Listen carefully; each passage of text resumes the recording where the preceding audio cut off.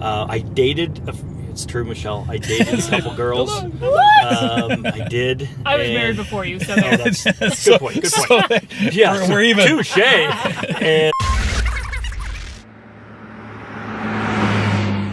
Hey everybody, I'm Michelle Carre. And I'm Matt Carre. And this is Riding in Cars with Cars. Matt, who are we going to pick up today? Today we have the pastor of Venue Church here in Airdrie, Kope. Awesome. Now, you met Corey just a couple of weeks ago for the first time. I did. He contacted me. They wanted to support the Airdrie Angel program through their church. Okay.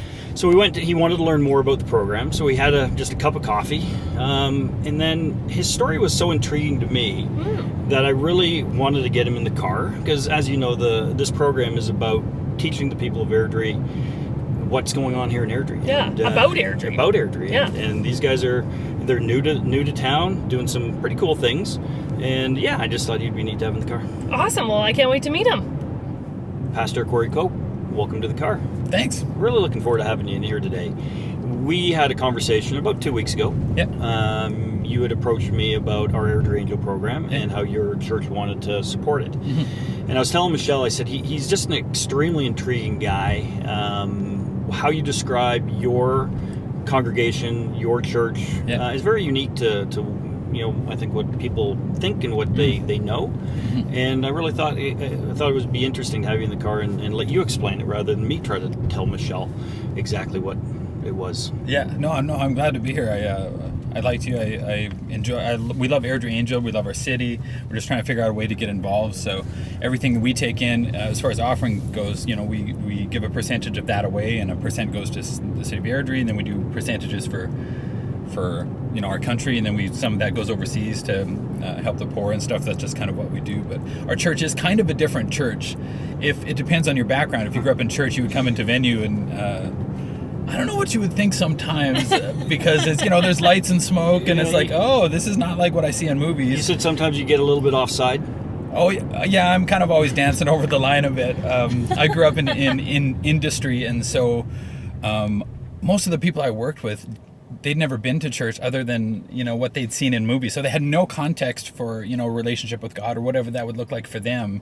And so it really bothered me that I thought they couldn't really go to most churches. It wouldn't really make sense unless you grew up in it and knew what to say and when to say it, and everybody seems to be starting in this basis of this is why a church exists and who God is, and everybody starts with this thing that they didn't start with. And so for me, we created a church that makes sense to church people, but it also has to make sense to somebody who walks in for the first time and is like, oh, I don't know if I agree with everything, but I could belong here. Like, I like it. Yeah. It's fun. It's fun. It's a welcoming place, it sounds like. It is. And maybe that's where we get off sides a little, is that we have fun in church. And some people's concept of church is like, fun in church? I don't know. So living in the States. Now, I lived in the States for a number of years. I lived right in the Bible Belt in Louisiana and in Ohio, Dayton, Ohio. That is the true Bible Belt.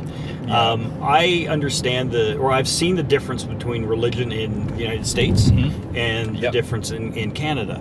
And we're not nearly as religious people as they are in the United States. So how do you get your message across to Canadians or to Albertans in a way where they want to be part of your church and they want to learn more, and often that's what religion can be, is just learning more.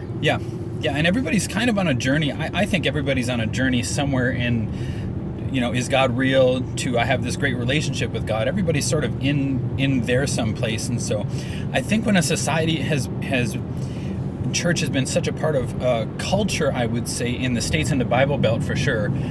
It's a part of your town. It's a part of your city. You do business with the people that you go to church with and school with. It's very much part of that. I would say Canada is almost like a post-church kind of society. It mirrors more Europe, I think, than that. And so a lot of people that I meet and like all the people I used to work with, just about like they didn't grow up in church anymore. And so to create a church for somebody who has no starting place with that is very different as well. But also there's a beauty about it too, is because they don't have some of the hang-ups of religious people. Fair enough. If I could be so bold as to say.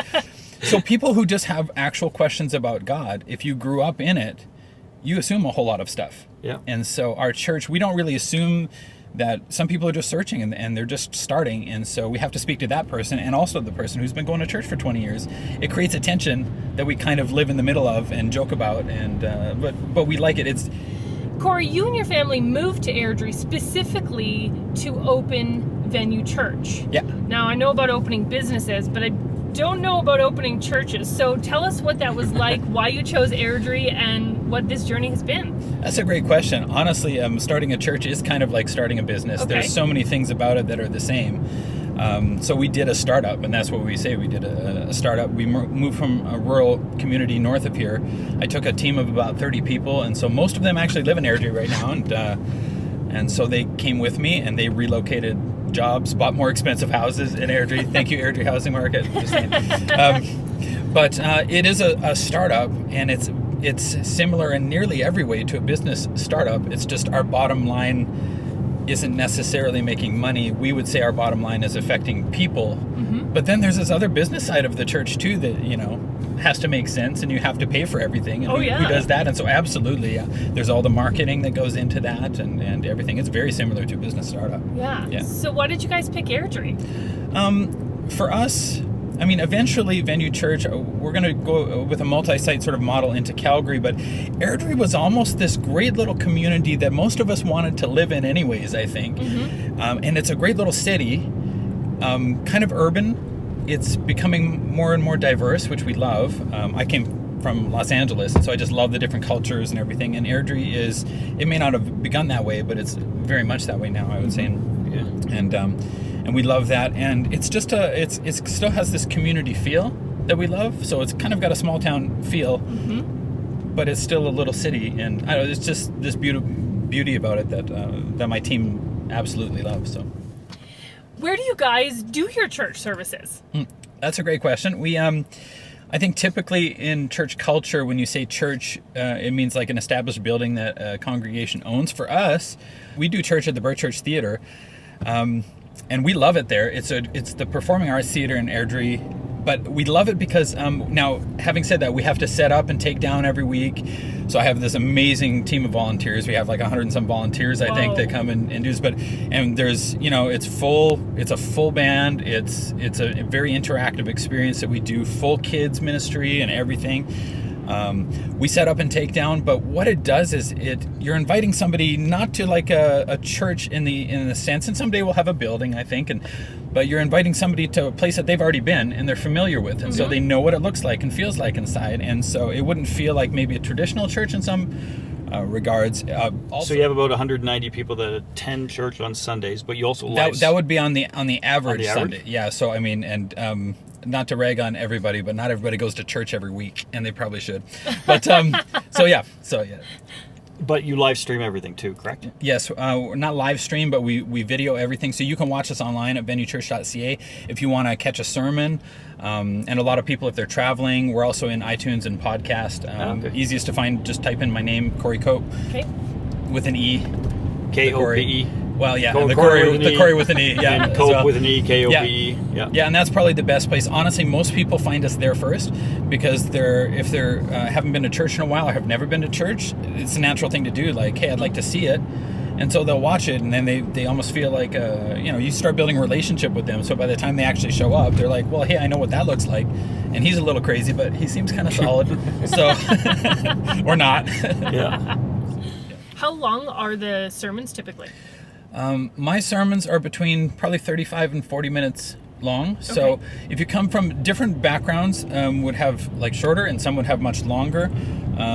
Speaking is kind of my jam. So if nobody seems to fall asleep in there, or our security team gets them. No, I'm just kidding. But that's normally kind of a sweet spot for us would be in there. Our entire worship experience is 65 minutes long. So we have kind of music mixed in with that as well, with the speaking. But the speaking is kind of the central focus, really, of what we're doing in series and different things like that. So, yeah. So what's the significance behind the name Venue Church? We get asked that sometimes because if you come from the Bible Belt, it's like the word venue is not in the Bible, which is true. Yeah, because we thought it was like from Avenue. We thought cupcakes were involved, right? So well, now, and if we could work a partnership with the cupcake place, I mean, that place is incredible. Yeah. Venue Church for us, because of we were talking about being in a performing arts theater rather than having a traditional church building right now.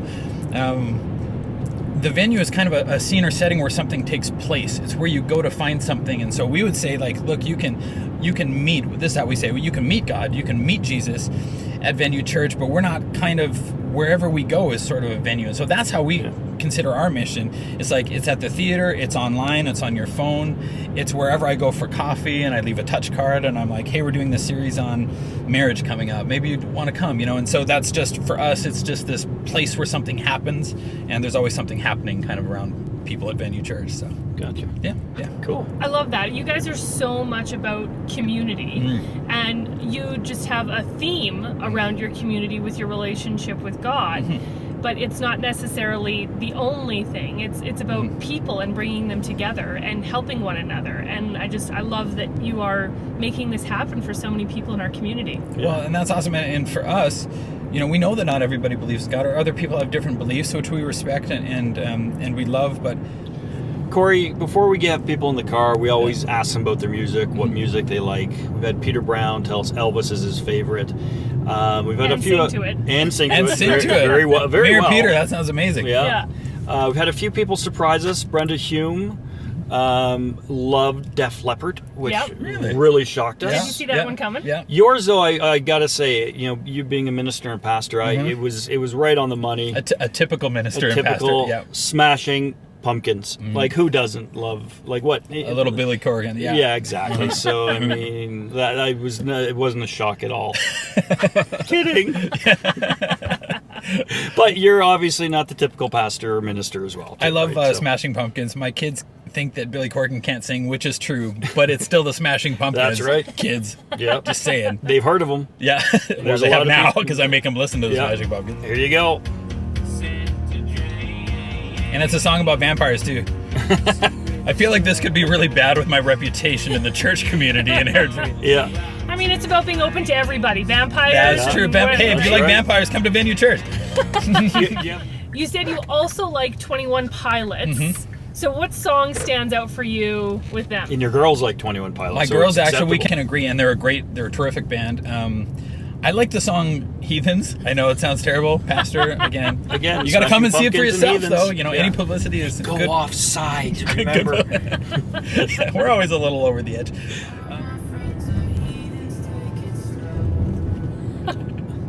All my friends are heathens. Yeah. Take it slow. Take it slow. Slow. I think this was my wife's ringtone, actually. Probably for me for a while, but So, Corey, you have 4 daughters, you said. I have 4 daughters. People say that it's because I sinned in a past life. I don't know that that's true. I just have 4 daughters, and so I'm like an unpaid psychologist. Yeah. And how old are they? My youngest is 9, and my oldest is 16, and they're kind of in between there somewhere. I don't. Corey, we want to thank you again for contacting us about the Airdrie Angel program. Oh yeah, can you I guys ask- are doing such an amazing thing there. We just want to be a part of it. So Thank you. Yeah. Thank you. Yeah, well, I guess you just answered my question. I was going to ask you, why did you contact us, and what is it about the Angel program that made you guys want to be involved? It was referred to us. We looked into it. It's just, it kind of gets help to people kind of right where they're at, especially when they're in need, and we love that, and we love our community. For us to run something like that is very difficult for us. So we love that you guys are just kind of handling the whole thing. And again, we have like envelopes every month that we just put a percentage in there, and we just been building up. We're trying to give a gift to the Airdrie Angels. We just love what you guys are doing and just want to be a part of it and part of our community. So no, it's our pleasure. From Venue Church. Hey, and Venue Church, thank you so much for your generosity. I just want to challenge everybody out there too. There's so much good that we can do in our community and our city, and it's just great to be a part of it. Yeah, awesome. Corey, thanks so much for being in the car with us today. Really enjoyed this conversation. I like you guys. As well, so. Well, thank you. I don't know if anybody else does, but I like you guys. Sunday mornings? What time? How do people get a hold of you? Where do they go? All that good stuff. Awesome. You can actually plan a visit on our website, venuechurch.ca. We just talk about kids check-in and any questions you might have there. We have a whole hosting team that meets you at the door. 10:30 is when our service starts, and again, it's only 65 minutes long, so very convenient that way. 10:30 Sunday mornings at the Birch Church Performing Arts Theater. Have I missed anything? We're on all the social media platforms, so find us on Facebook. We always put the sermons up there as well, part of our worship experience, and Instagram. Awesome. Well, Corey, thanks so much for being with us. Yeah, Thank thanks, you. guys. This was fun. Awesome.